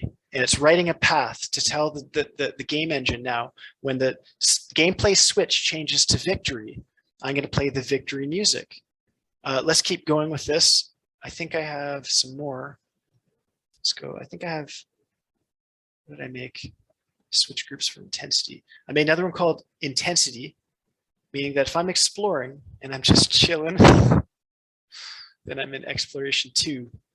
If I'm in a regular battle, I'm in conflict level 2. If I'm in boss battle, I'm in boss battle level 2. You can see down below, I'm populating it with more paths. This is writing the scripting that's going to tell the game engine which music to play. Now, if I'm just chilling, I'm in exploration. This is where I made the exciting one. I gave it a special ability where I'm saying now, if I'm exploration level 2 now, sorry, I better populate these or it won't work. Exploration level 2, boss battle, exploration level 2, just chilling, exploration, regular battle, level 2. So if I'm in Shadow World and I'm just chilling, I've got Shadow level 2 music. If I'm roaming, exploration level 2. If you can think in your minds, this is going to get pretty crazy at the most granular level. If you've received a piece of music and you chopped it up and you were the one in charge making all these different situations for gameplay. This is where I get incredibly excited about, because the opportunities are endless. And you can take a piece of music and you can even pitch ideas back to a game developer. that's making your game the game designers and say, I had this really cool idea. I'm going to show you guys some pretty soon. So here we go. I think I gave one more status effect, on or off. Okay, so I made some filters. So just to give you an example of how this works, let's just press play and have a listen. So just move the screen down. So if I'm in level 1 gameplay exploration, you should play the right song. If I go to conflict state, we've detected a bad guy. And that's the wrong piece of music. So level 1 gameplay conflict state, we got to backtrack a bit. That would be level 1. Oop. Sorry, guys. That's one caveat of Wwise. If you make one mistake in this process, good learning opportunity, it won't play the right correct music. So I'm going to backtrack just for a second and try this again. And we're in level 1 victory. Okay. So if I'm in exploration and I switch to conflict state, we're detecting. I go back to exploration.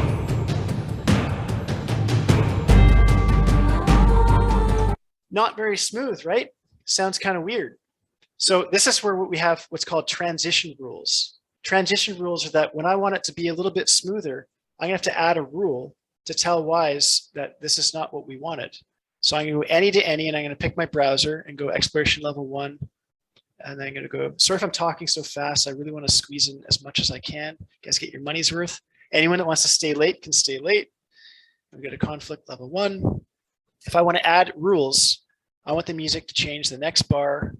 Let's give it a fade time, just so that it has a nice smooth crossfade. I also want to have a fade out time as a nice fade out. Just gonna make sure that this lines up. And if I press it now, you should hear exploration fit a little bit smoother to conflict state.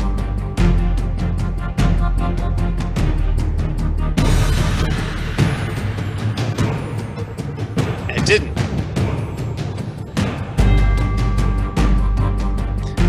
So that means somewhere in here, I have a rule that's an old rule that's been overridden. Probably exploration and conflict right here. Let's see next beat, start playlist, phase it out. Seems play this the same time as playing segments. Fades out, it's not there.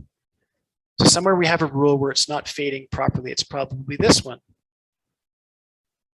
Exit cue, there we go. Next beat, let's check our transition times. Start playlist, let's go. It's the same time as playing segments. So you can see these things get pretty complicated as you get into it, but it's not too hard to resolve. So let's go exploration to victory.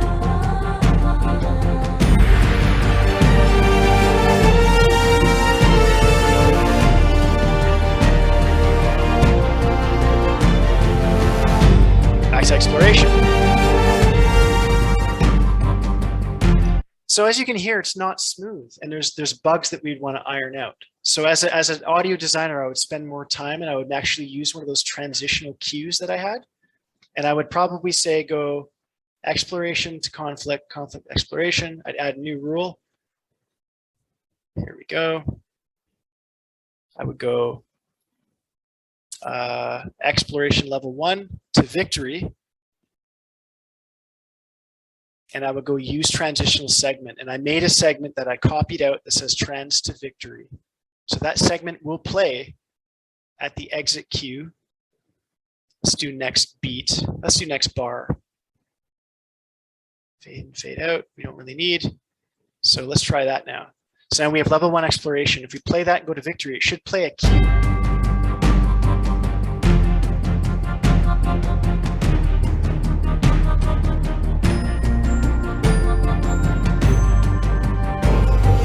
Right, there's the cue. Now we're gonna go to victory.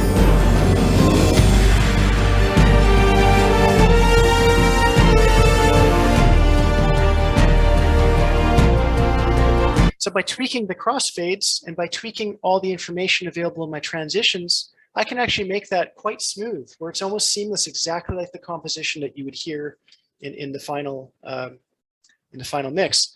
I think that's important for you guys to take home on that note, that you can actually recreate as smooth as experience as you can. And the games that do it really well win awards. Spoiler alert. I'm looking at you, Nier Automata and Final Fantasy VII Remake. They had such an exquisite job at those crossfades and making the music transition that you didn't notice it. It was felt and not heard. If you guys haven't played Final Fantasy VII Remake, even just for the music alone, listen to the integration. Gameplay switch, what else can we add? Gameplay intensity, we did that one as well. So we're level 1.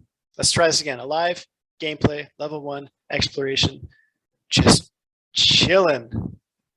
We want to use, here's where my menu's gone all wacky. We want to use, let's do level 1 music, regular battle. Let's do conflict level 1, boss battle. Let's do boss music because we cut out boss music.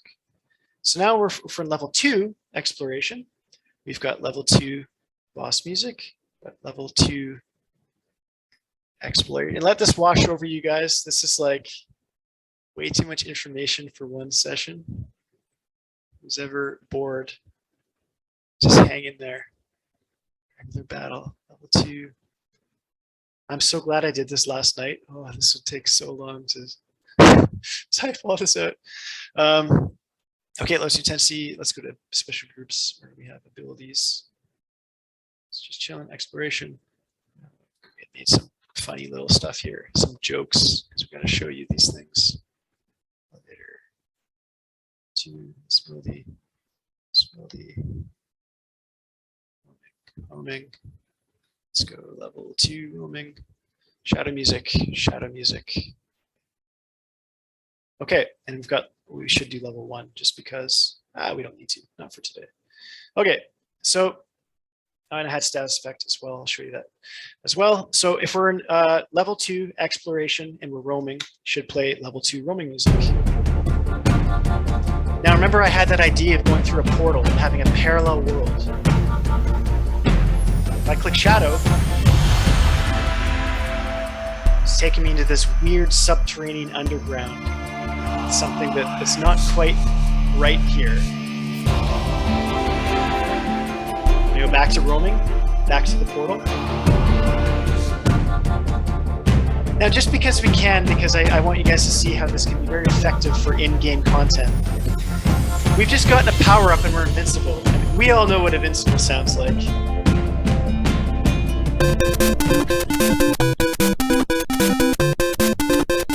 Can't argue with that, right? We're invincible. Now, I thought that'd be really, really cool if that at a certain point in the game, I saw this in some other games, I laughed so hard. So I wrote this cheesy little bossa nova. If we go to an elevator,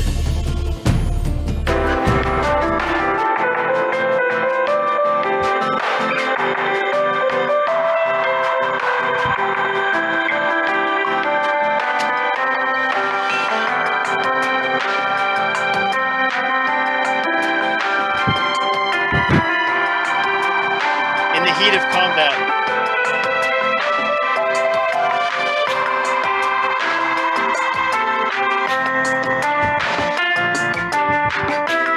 Back to roaming, all serious again. I thought, how cool would that be if you go into a shop, a little shopkeeper or an elevator or something, and you had this cheesy music playing? Happens all the time in games. And I put effects on that. It's all crunched into mono, and I've got distortion on it and playing through a tiny little speaker that's got a full booth EQ on it. All that stuff can be done at the Wwise level. So, okay, we've got all this figured out. What if we went from roaming to a boss? Right, we just walked into a boss room.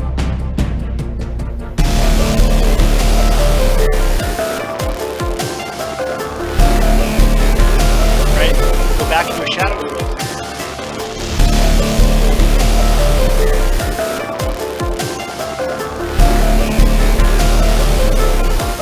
Get star power.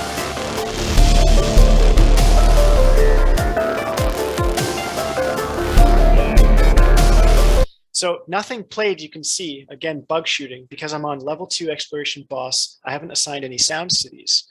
So if I assign and I write new paths, let's just exit this again, a little Wwise bug, you can't have a column with state changes in front of state changes. It won't recognize the path. So boss battle, shadow, roaming, level 2, invincibility, elevator. Where is it? Okay, so those should all work now. So if we're in the boss battle and we go to roaming, I'm gonna hit the star power. So we're gonna hit the star power and then go into the boss.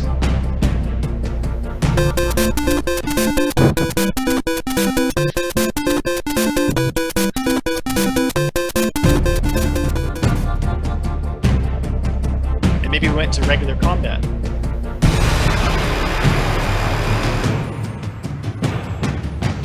Now we've left regular combat, we've walked into a shadow world, a portal. And of course nothing plays because we didn't add that path. So regular battle, roaming. So you can see how you build these paths. Again, when I say paths, I mean the Python script that we're running underneath the whole entire engine. This is all getting generated as we write those codes. Once I've written the paths, I can go and continue and write some transition rules to smoothen these out. Now, another neat feature, because we didn't talk about it too much, is the integration process of what you would do for integrating these, whether you're using whatever segments that you're using, whether it's the full mix segment or just the transitional audio full mixes. So in here, in this portion of the editor, when you're in the music segment editor, this is an interesting topic because we were talking about it earlier, Andre, is that when you have all the stems laid out like this, there's two ways you can approach integration. You can approach it where all of the stems play at once, and you can randomize the order of which ones come in at any given time by adding subgroups. So you see here I have level 1 exploration, brass ensemble, and I have it playing down here. This means every time I press play, it's got to play through the song 1, 2, 3 times before the brass plays. So let's try it. We got brass here. No brass. No brass. Third time's the charm.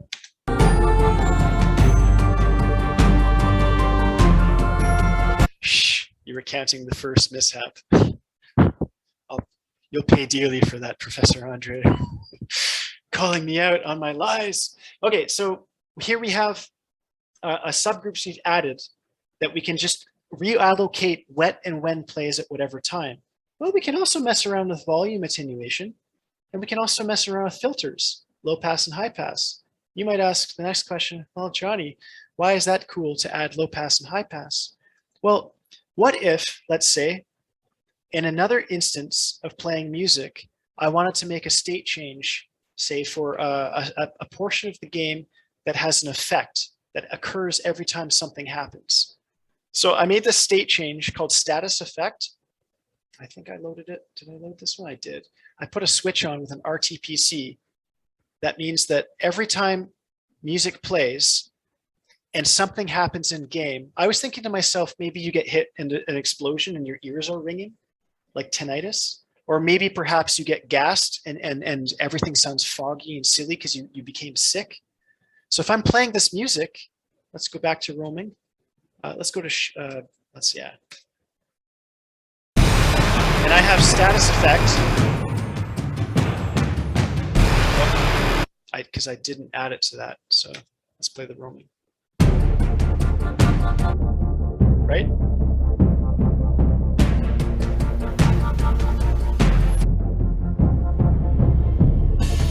Let's go to the boss, see if we have status effect on there as well.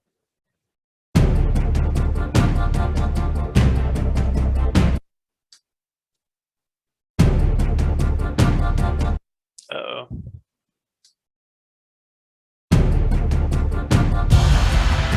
Let's try it on here. Right?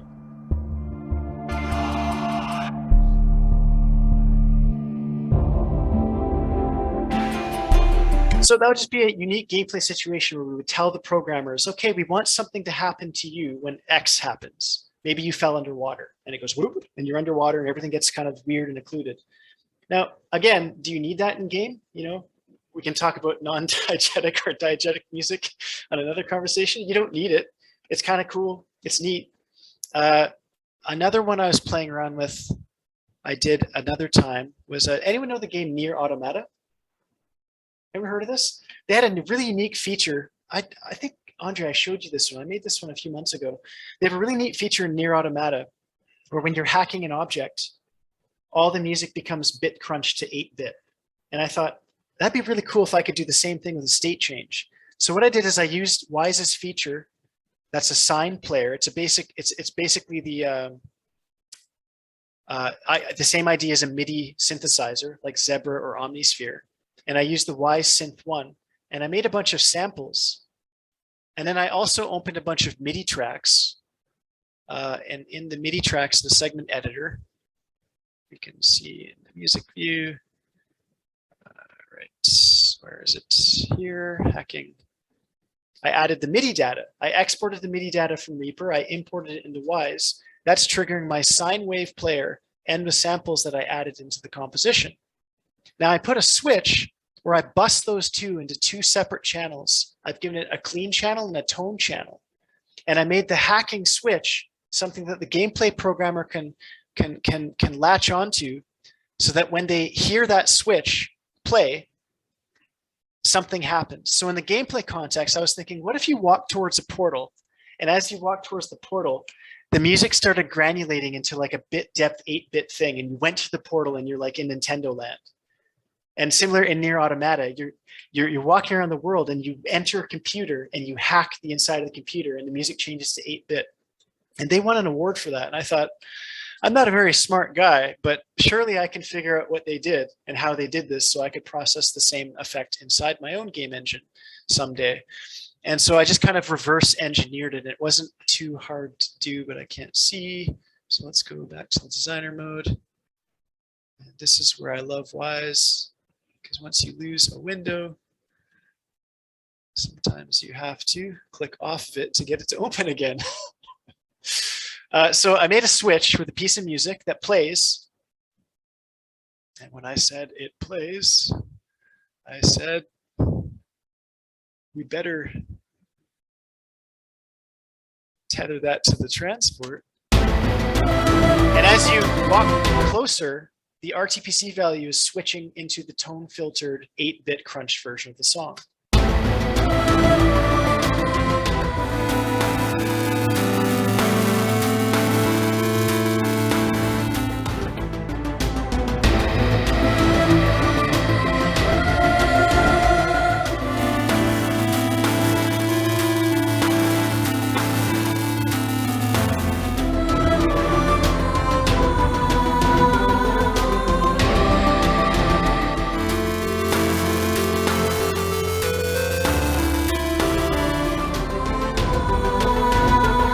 You guys get the idea. The capabilities of what you're able to do using these features in Wise are quite powerful. There's a lot of stuff that's so interesting to me, and maybe to you guys too. And if not, at least you're getting exposed to it. You know this exists now. It's something that you didn't know before that now you know.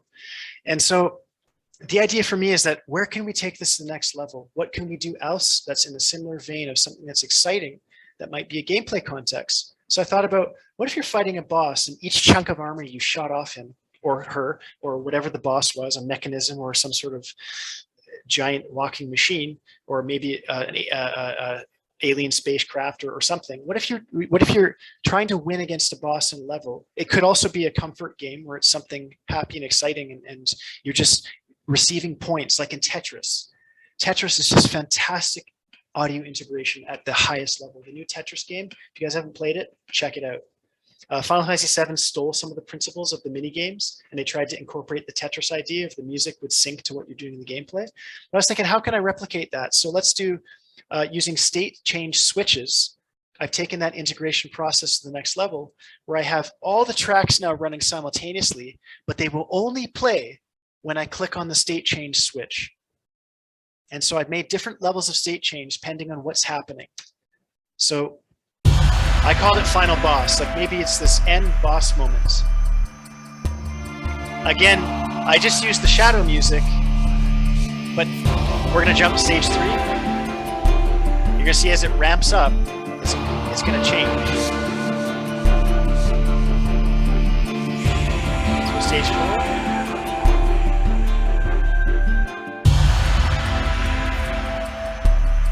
So you can picture in a gameplay context, if I used a little bit better with more exciting music, it'd be kind of neat.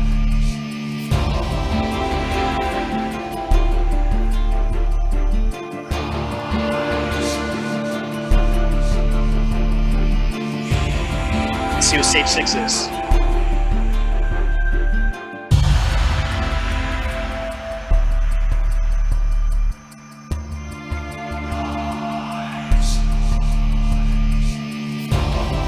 Stage 1.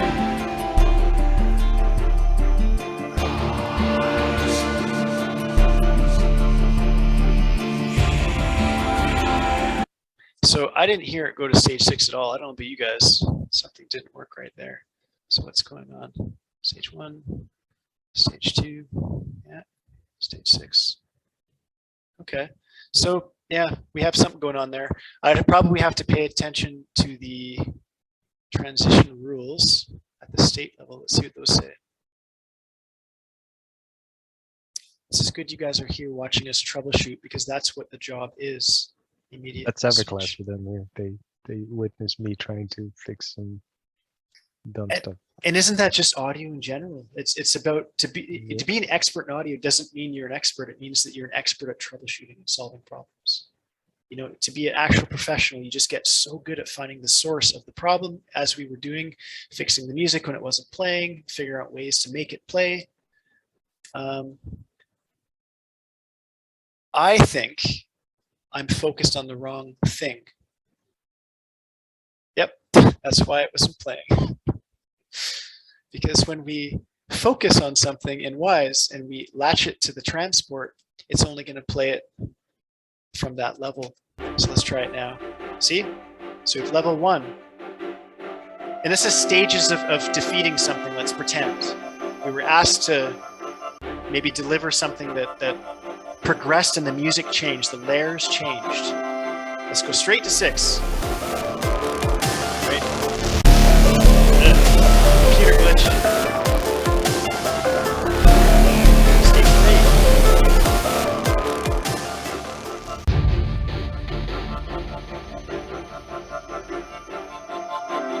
Now, I don't know about the rest of the class, but I'm thinking about the day when I first played Halo 1 for Xbox, and I'm coming down this grassy knoll, and enemies, the Covenant or something appeared, and a new layer or a new stem of the mix came in, and I was just mind blown. That was the first game I ever noticed this in, where it was interactive music that was evolving and textures were changing as I was playing the game.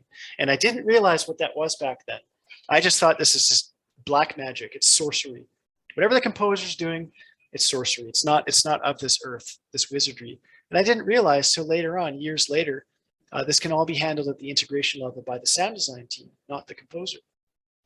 But being involved in those steps in that process as a composer, when you're writing the music or taking somebody else's composition, it's the most exciting thing in the world to me. You can hear how I took that basic song and now we've just given it life. We've told a story with it, and we've given the song aspects of gameplay that didn't exist before, because we chopped it up and we made all these segments and we made these state changes and switches that made the music completely alive. It's something that it wasn't before. It's this breathing, living thing. So I know you guys are probably tired of hearing me rant for like 3 hours, so I'd like to open up any conversation or discussion to anybody. We can ask questions and hang out.